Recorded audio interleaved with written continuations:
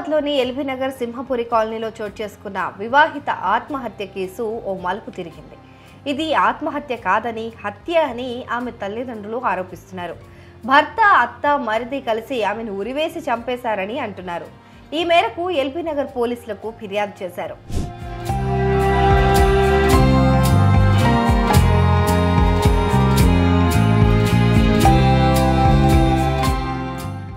బాధితురాలి తల్లిదండ్రులు, బంధువులు చెప్పిన వివరాల ప్రకారం ఖమ్మం పట్టణానికి చెందిన కట్టా వెంకటేశ్వరులు, సుభాషిణి దంపతుల రెండో కుమార్తె జాస్మినీని ఎల్బీనగర్ సింహపురి కాలనీకి చెందిన పెండం రాజశేఖర్కి ఇచ్చి 2022 సెప్టెంబర్లో వివాహం జరిపించారు.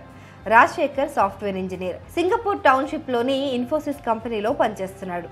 అయితే పెళ్లైన 4 నెలలకే రాజశేఖర్, జాస్మిని దంపతుల మధ్య మనస్పర్ధలు మొదలయ్యాయి. తమ కూతుర్ని టార్చర్ పెట్టేవాడని జాస్మిని తల్లిదండ్రులు వెల్లడించారు. ఎప్పుడు పడితే అప్పుడు డబ్బుల కోసం తన కూతుర్ని హింసించేవారని, ఆమె ఫోన్ చేసి చెప్తే వెంటనే అకౌంట్లో డబ్బులు వేసేవాడని జాస్మిని తండ్రి వెంకటేశ్వర్లు కన్నీటి పర్యంతమవుతూ చెప్పారు.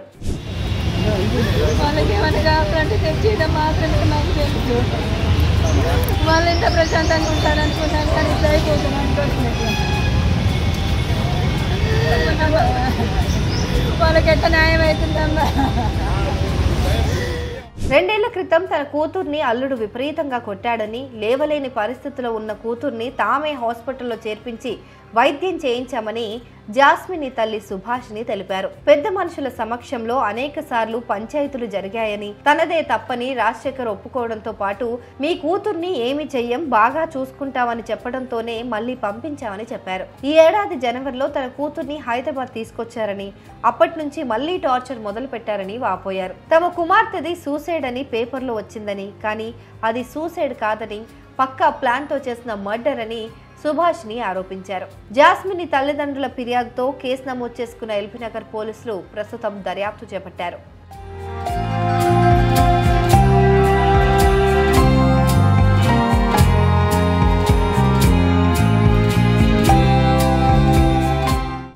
నా పేరు కట్టా సుభాషిని, మా ఆయన పేరు కట్టా వెంకటేశ్వర్లు. మాకు 2 అమ్మాయిలు. మాకు ఈ చిన్నమ్మాయి, మా అమ్మాయి ఇప్పుడు చనిపోయిన అమ్మాయి, మా చిన్నమ్మాయి. ఆమెకి 2021 సెప్టెంబర్ 1 తారీఖున మేము ఘనంగా బంధుమిత్ర సభ వారంతో ఘనంగా పెళ్లి చేసి పంపించాం సార్. పెళ్లి చేసినప్పుడు బాగానే ఉన్నారు సార్. 4 నెలల తర్వాత నుంచి ఆమెకి టార్చర్ మొదలైంది సార్. ఏ రకంగా అంటే అన్ని రకాలుగా అన్ని వైపుల నుంచి ఒత్తిడి తీసుకొచ్చి మా అమ్మాయిని బాగా టార్చర్ పెట్టారు సార్. డబ్బుల కోసం బాగా ఇబ్బందులు పెట్టారు సార్ మా అమ్మాయిని. మా అమ్మాయి తట్టుకోలేక పోయిన సంవత్సరం 2 సంవత్సరాల బ్యాగ్ కూడా బాగా కొట్టాడు సార్. విపరీతంగా కొట్టి లేవలేకుండా చేస్తే బాగు చేయించుకున్నాను సార్. తీసుకెళ్ళి బాగు చేయించుకున్నాక మళ్ళీ వచ్చాడు తీసుకెళ్ళడానికి. వస్తే అట్లా కాదు, మీ పెద్ద మనుషుల్ని తీసుకొని రా అంటే పెద్ద మనుషుల్ని తీసుకొని వచ్చారు సార్. పెద్ద మనుషుల్ని తీసుకొని వచ్చినా వాళ్ళు లేడీస్ని తీసుకొని వస్తే మేము లేడీస్ని తీసుకొని వస్తే పంపించము, పెద్ద మనుషులు కావాలి అంటే వాళ్ళ పెద్ద మనుషుల్ని కూడా పట్టుకొని వచ్చారు సార్. మాట్లాడి చెప్పారు, మేమేమి చెయ్యము, మేమేమి ఇది చెయ్యము, మిమ్మల్ని మేము మీ అమ్మాయిని మా అమ్మాయి లాగా చూసుకుంటామని వాళ్ళు తీసుకెళ్లారు సార్. అంతటితో బాగానే ఉంది. తీసుకెళ్లిన నెక్స్ట్ డే నుంచి మళ్ళీ టార్చర్ మొదలు సార్. తెల్లవారు వాళ్ళు తీసుకెళ్ళిండు, నైట్ వాళ్ళు వచ్చేసరికి 10 అయింది. తెల్లవారి పొద్దున మళ్ళీ గోల, మీ నాన్నకి ఇది, మీ నాన్నకి అది. ఇంకా ఆయన వర్షం ఎట్లుంటదంటే సార్, ఏ మాసలో కూడా అట్లా ఉండరు సార్. ఇవాళ కూలి పని చేసుకునేవాడు భార్యని బ్రహ్మాండంగా చూసుకుంటాడు సార్. భార్యని బ్రహ్మాండంగా చూసుకోలేని వ్యక్తి పెళ్లి చేసుకోకూడదు సార్. ఒకటే ఎందుకు వేధిస్తున్నాడు, మా అమ్మాయి ముద్దుగా ఉంటది, అందంగా ఉంటది, వాడికి అనుమానం. ఆమె ఇంట్లో కాలు బయట పెట్టదండి. ఇంట్లో ఉన్న కాలు బయట పెట్టదు. బయట సెల్లార్ లో కూర్చున్నా కూడా ఆయనకి నచ్చదు. ఏమైనా ఆ 2 గదులు, ఆ గదులు అన్లే. అట్లీస్ట్ కొరియర్ బాయ్ వచ్చినా కూడా ఆమె బయటికి ఇట్లా రావడానికి లేదు సార్. అది నేను ప్రత్యక్షంగా చూశాను సార్. మేము ఇచ్చే బోడీ డబ్బులకి ఇంకా దానికి ఇంకోటి మీరు యాడ్ చేసుకోవచ్చు సార్. ఆ పదం నేను మాట్లాడలేదు. నేను మాట్లాడితే బాగోదు సార్. మేము సూసైడ్ నోట్ అలాంటి ఏం లేవండి. మా అమ్మాయి సార్ పోయిన సంవత్సరం ఇట్లనే చేస్తే మాట్లాడి తీసుకొచ్చారు. మళ్ళీ సెప్టెంబర్ లో మళ్ళీ ఇది రిపీట్ అయింది.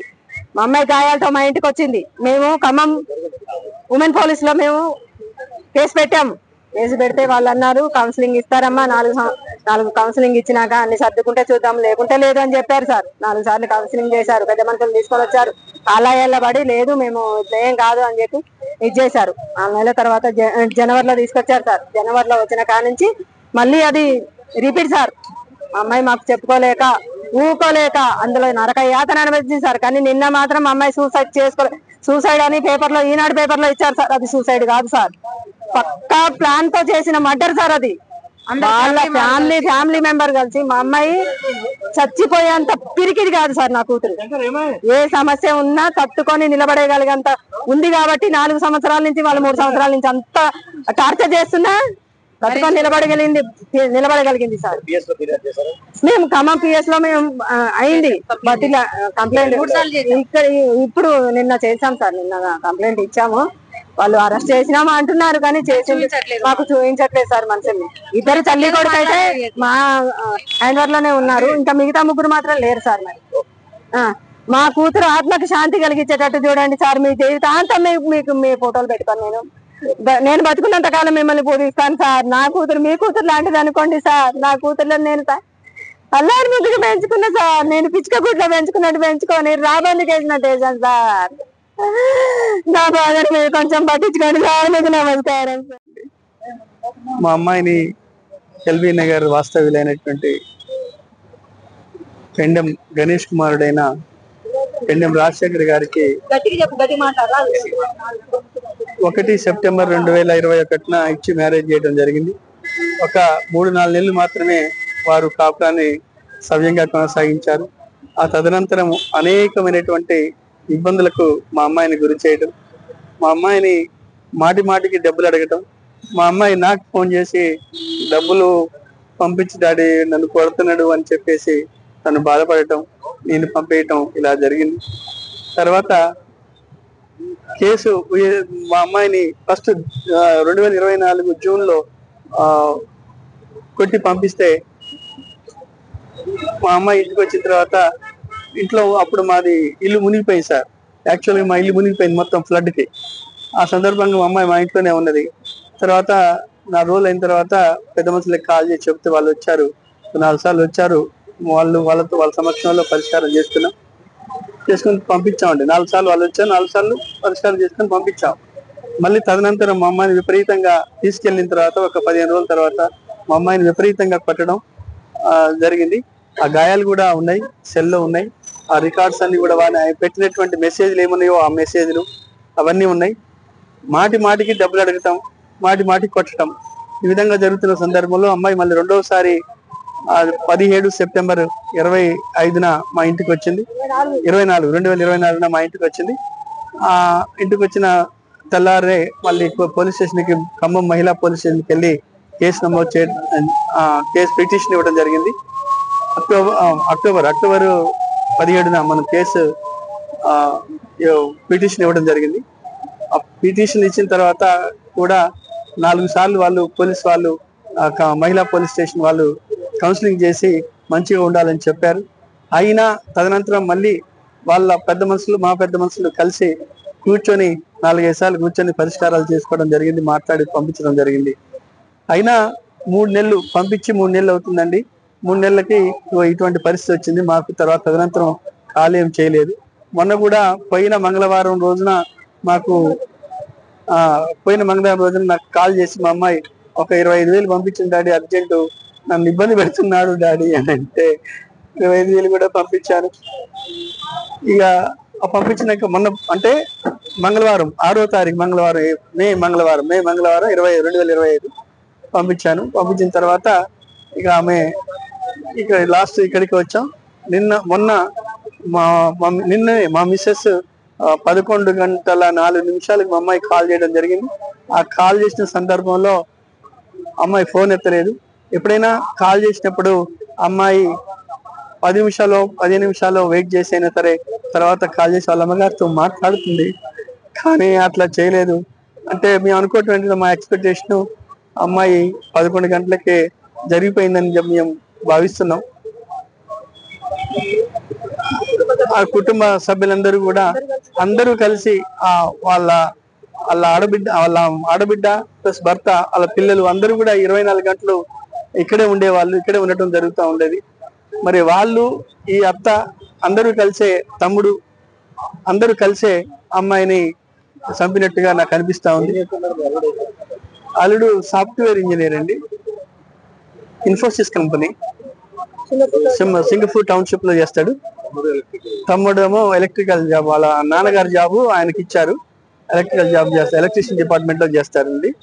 మరి అది తల్లి అంతే, అటు అమ్మ అంతే. నన్ను విపరీతంగా డబ్బులకు ఒత్తిడికి గురి చేసి, అసలు నీ ఖమ్మంలో ఇల్లు ఎందుకు, మీ నాన్నగారికి ఇల్లు ఎందుకు, ఆ ఇల్లుని అమ్మేసి ఆ డబ్బులు నాకు కొంచెం ఏమని చెప్పు, నాకు కొద్దిగా అవసరాలు ఉన్నాయి, ఇక్కడ కట్టుకోవాలి.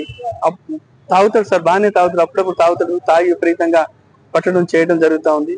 నేను 2 కాళ్ళు పట్టుకొని కూడా, అయ్యా మీరు మంచిగా ఉండండి, ప్రశాంతంగా ఉండండి, నాకున్నదే 2 బిడ్డలు, నాకు ఉన్నదంతా మీకే కదా, మీకు పెట్టకపోతే ఎవరికి పెడతా, మీరు ప్రశాంతంగా ఉండండి, నన్ను నెమ్మదిగా ఉంచండి అని చెప్పి వేడుకోవడం కూడా జరిగింది. అయినా మా మాటలు పెడచెవిన పెట్టి ఈ స్థితికి తీసుకొచ్చి మా అమ్మాయిని ఆగం చేసి, మా అమ్మాయిని ఉరేసి చంపి, పైగా నాకు 5:04 నిన్న 5:04 కాల్ చేసి ఇట్లా మీ అమ్మాయి జరిగిపోయిందని చెప్పాడు. ఎట్లా జరిగిందని అంటే, ఇట్లా ఉరేసుకున్నది నేను జాబ్కి వెళ్ళానని చెప్పడం జరిగింది. కానీ జాబ్కి అతను వెళ్ళలేదు. ఎందుకంటే మా మిస్సెస్ 11:04 కాల్ చేసినప్పుడు ఎత్తలేదు అని అంటే దాని అర్థం అప్పటికే జరిగిపోయిందనే నేను ఖచ్చితంగా భావిస్తున్నాను సార్.